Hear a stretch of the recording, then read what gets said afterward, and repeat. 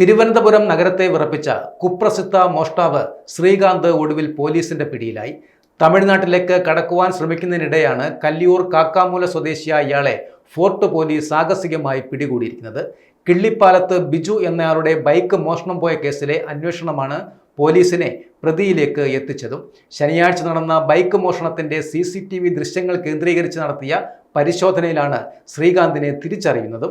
ഇയാൾ രാത്രി വൈകി മാത്രം വീട്ടിൽ വന്നു പോകുന്ന ശീലക്കാരനാണ് എന്നാണ് പോലീസ് കണ്ടെത്തിയിരിക്കുന്നത്.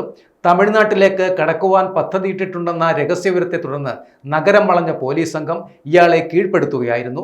റോഡരികിൽ പാർക്ക് ചെയ്തിരിക്കുന്ന ബൈക്കുകൾ മോഷ്ടിച്ച് അതിൽ കറങ്ങി നടന്ന് രാത്രികാലങ്ങളിൽ ആളുകളില്ലാത്ത വീടുകൾ കുത്തിത്തുറക്കുന്നതാണ് ഇയാളുടെ പ്രധാനപ്പെട്ട ഒരു രീതിയും. ഈ മോഷണ മുതലെല്ലാം വിറ്റ് അന്യ സംസ്ഥാനങ്ങളിൽ ആർഭാട ജീവിതം നയിക്കുന്നതാണ് ഇയാളുടെ പ്രധാനപ്പെട്ട ഒരു രീതിയും. ഇയാളിൽ നിന്നും 66 പവൻ സ്വർണ്ണാഭരണങ്ങളും 67,000 രൂപയും 2 മൊബൈൽ ഫോണുകളും മോഷ്ടിച്ച ബൈക്കും എന്നിവ പോലീസ് കണ്ടെടുത്തിട്ടുമുണ്ട്. വിഴിഞ്ഞം പോലീസിന്റെ കുറ്റവാളി പട്ടികയിലുള്ള ശ്രീകാന്തിനെതിരെ നേമം, തമ്പാനൂർ, ഫോർട്ട്, കരമന, തമിഴ്നാട്ടിലെ നിദ്രവിള തുടങ്ങി വിവിധ സ്റ്റേഷനുകളായി 26ഓളം കേസുകൾ നിലവിലുമുണ്ട്. കാട്ടാക്കട, മാറാനല്ലൂർ ഭാഗങ്ങളിൽ നടന്ന വൻ കവർച്ചകൾക്കും ഇയാളാണെന്നാണ് പോലീസ് ഇപ്പോൾ സ്ഥിരീകരിച്ചിരിക്കുന്നത്. പ്രതിയെ കൂടുതൽ ചോദ്യം ചെയ്തു വരികയാണ് ഇപ്പോൾ.